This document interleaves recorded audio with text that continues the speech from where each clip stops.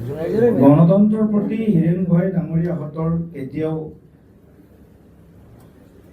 মানে শ্ৰদ্ধা বা সদ্ভাৱ নাই। অৰাজকতা, অশান্তিকৰ পৰিস্থিতি,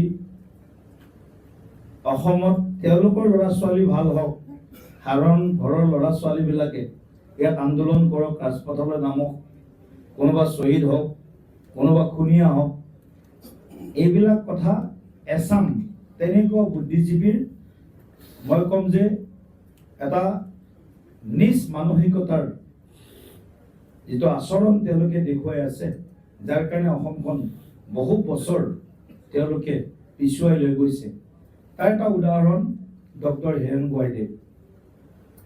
তেখেতৰ নিজৰ কাৰণে চব ঠিক ঠাক কৰিলে। কালিও মই শুনিছোঁ কোনোবা মিডিয়া যাওঁতে এই কথাটো কালিয়ে কৈছে, আজিয়ে কোৱা কথা নহয়, কালিয়ে তেখেতে এই কথাটো কৈছে, ফলাফলৰ মাজতেই কৈছে যে ৰাইজ ওলাই আহিব লাগে ৰাজপথলৈ, এইটো আচল মানে ফলাফল নহয়। এই ধৰণৰ তেখেতৰ মানে জনতাক বিভ্ৰান্ত কৰা আৰু জনতাক কি কয় প্ৰেৰিত কৰা বুলি কয় নে কি কয় এটা শব্দ, প্ৰভাৱিত কৰা, উত্তেজিত কৰা, এয়া তেওঁলোকৰ ধৰ্ম।